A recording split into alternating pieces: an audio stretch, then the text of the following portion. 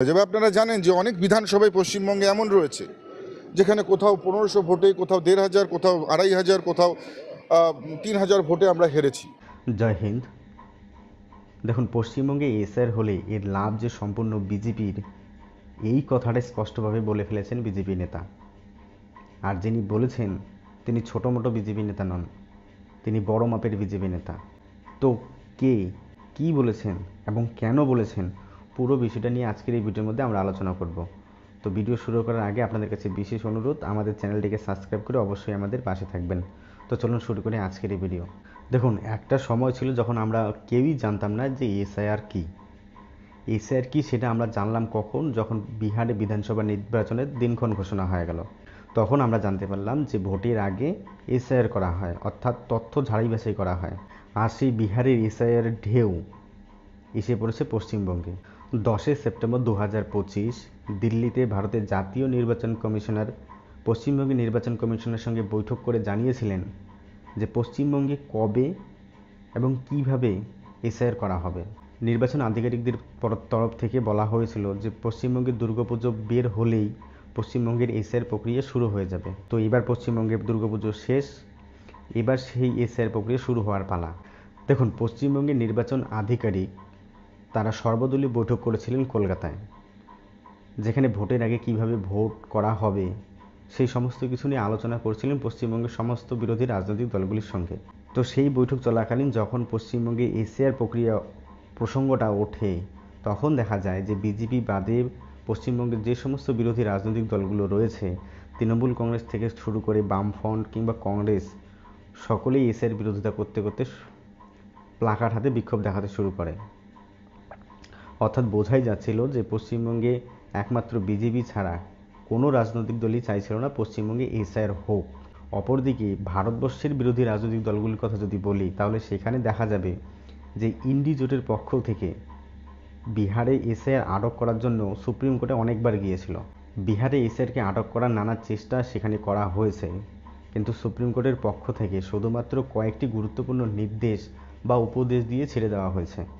যেমন আধার কার্ড সংক্রান্ত তথ্য বিহারে এসআইআর ক্ষেত্রে গ্রহণ করতে বলা হয়েছিল, কিন্তু সুপ্রিম কোর্ট সেই এসআইআর প্রক্রিয়াকে আটক করতে পারেনি, কারণ ভারতীয় সংবিধান কী করে নির্বাচন করতে হবে এবং নির্বাচন করতে গেলে কি কি করা প্রয়োজন সেগুলি ভারতীয় সংবিধান নির্বাচন কমিশনের হাতে সেই ক্ষমতা দিয়েছে। সেখানে ভারতবর্ষের সুপ্রিম কোর্ট বা কেন্দ্র সরকার কেউই নাক গলাতে পারে না।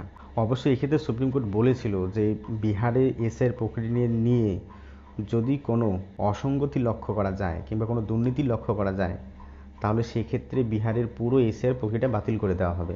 কিন্তু সুপ্রিম কোর্ট কখনোই বলেনি যে এসআইআর প্রক্রিয়াটা এখনই বাতিল। তো এটা ধরেই নেওয়া হচ্ছিল যে বিহারের এসআইআর প্রক্রিয়া হয়ে গেলে পশ্চিমবঙ্গে এসআইআর প্রক্রিয়া শুরু হয়ে যাবে। বিরোধীরা শত চেষ্টা করার পরও তারা এসআইআর প্রক্রিয়া থামাতে পারেনি। এই যখন গোটা ভারতবর্ষের পরিস্থিতি এসআইআরকে ঘিরে, ঠিক সেই সময়ই দশমীর পরের দিন অর্থাৎ শুক্রবার কলকাতাতে সাংবাদিকদের জবাবে ভারতের প্রাক্তন কেন্দ্রীয় মন্ত্রী তথা কেন্দ্রীয় প্রতিরক্ষা মন্ত্রী নিশীথ প্রামাণিক, তাকে যখন সাংবাদিকরা জিজ্ঞাসা করেন যে পশ্চিমবঙ্গে কবে এসআইআর হচ্ছে এবং এসআইআর কেন এত গুরুত্বপূর্ণ, তখন প্রাক্তন কেন্দ্রীয় মন্ত্রী যে কথা বললেন সেটা শোনার পর পশ্চিমবঙ্গের রাজনীতিতে হইচই পড়ে যায়। তো কি বললেন কেন্দ্রীয় প্রতিরক্ষা মন্ত্রী? আসলে নিশীথ প্রামাণিক বললেন এসআইআর প্রক্রিয়া হয়ে গেলে সেখান থেকে মৃত ভোটার বা ভুয়ো ভোটার বাতিল হয়ে যাবে। আর সেই ভুয়ো ভোটার বাতিল হয়ে গেলে তার ইফেক্ট তৃণমূল কংগ্রেসের ভোট ব্যাংকে পড়তে বাধ্য। তিনি আরও বলেন যে সমস্ত সীমান্তবর্তী এলাকাগুলো রয়েছে, যেমন ভারত বাংলাদেশ সীমান্তবর্তী যে সমস্ত বিধানসভাগুলিতে রয়েছে, সেখানে দেখা যায় যে ভোটের সময় প্রচুর রিগিং হচ্ছে এবং ছাপ্পা ভোট পড়ছে।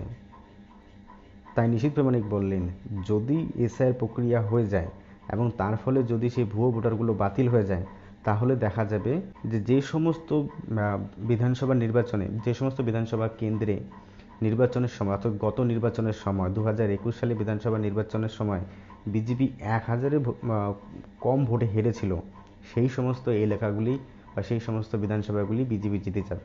এবার আপনারা অনেকেই জানেন যে 2021 সালে বিধানসভা নির্বাচনে বিজেপি 77টার মতন সিট দখল করতে পেরেছিল, কিন্তু এমন অনেকগুলো বিধানসভা সিট ছিল যেগুলি বিজেপি 1000-এর নিচে ভোটে হেরেছে।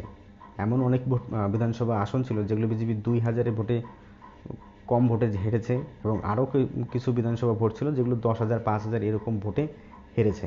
এবার যদি সেই সীমান্তবর্তী এলাকাগুলি থেকে ভুয়ো ভোটার বাদ যায় কিংবা অনুপ্রবেশকারীরা বাদ যায়, তাহলে সেখানে দেখা যাবে যে যেই বিধানসভা কেন্দ্রটি বিজেপি 1,000 ভোটে হেরেছিল সেই কেন্দ্রটি বিজেপি এবার জিতে যাবে। এখানে হিসেব স্পষ্ট। বিধানসভায় পশ্চিমবঙ্গে এমন রয়েছে যেখানে কোথাও 1500 ভোটে, কোথাও 1,500, কোথাও 2,500, কোথাও 3,000 ভোটে আমরা হেরেছি।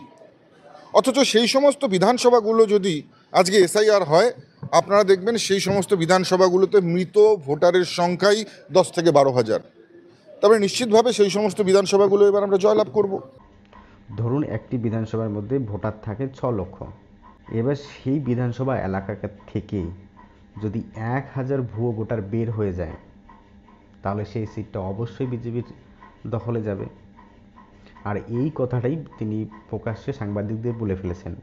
দেখুন, সীমান্তবর্তী যে সমস্ত বিধানসভাগুলি রয়েছে বা ক্ষেত্রগুলি রয়েছে, অভিযোগ করা হয় যে সেখানে বাংলাদেশ থেকে প্রচুর পরিমাণে অবৈধ বাংলাদেশি এবং মায়ানমার থেকে অবৈধ রোহিঙ্গারা পশ্চিমবঙ্গের সেই সমস্ত সীমান্তবর্তী এলাকাগুলিতে ভোটার কার্ড বানিয়ে, আধার কার্ড বানিয়ে সেখানে নাগরিক হয়ে বসেছেন।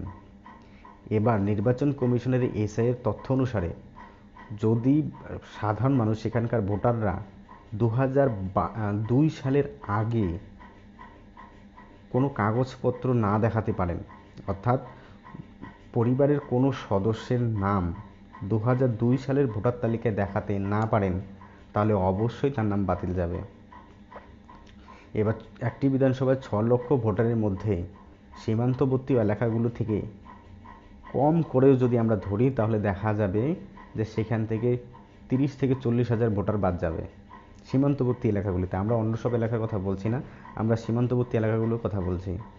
তো একটি বিধানসভা থেকে যদি 30,000-এর মতো ভোটার বাদ যায়, বিজেপি হেরেছিল কোনো আসনে 1,000, কোনটিতে 2,000, কোনটিতে 3,000, তাহলে এখানে হিসেব স্পষ্ট যে সেখানে বিজেপি জিততে চলেছে।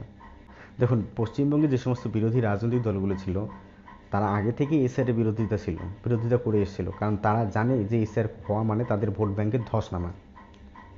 এবার আজকে নিশীথ প্রামাণিকের এই বক্তব্য সাংবাদিকদের মাধ্যমে প্রকাশ হওয়ার পর তারা যেন আরও তেড়ে ফুঁড়ে নামছেন। দেখুন, পশ্চিমবঙ্গে যখন এসআইআর প্রক্রিয়া শুরু হবে, তখন এসআইআর প্রক্রিয়াকে আটক করার জন্য যে একটা সর্বাত্মক চেষ্টা আমরা বিরোধী রাজনৈতিক দলগুলো থেকে দেখতে পাবো কিংবা শাসক দলের পক্ষ থেকে দেখতে পাবো, এই কথা নতুন করে বলে দেওয়ার প্রয়োজন নেই। তো বন্ধুরা, আপনারা কি মনে করেন অবশ্যই কমেন্ট করে আমাদেরকে জানাবেন। ভিডিওটি ভালো লাগলে অবশ্যই আমাদের চ্যানেলটিকে সাবস্ক্রাইব এবং ভিডিওটিকে লাইক কমেন্ট করে অবশ্যই যাবেন। আজকে এই পর্যন্তই, দেখা হচ্ছে আগামী ভিডিওতে। ততক্ষণ পর্যন্ত আপনাদেরকে জানাই জয় হিন্দ।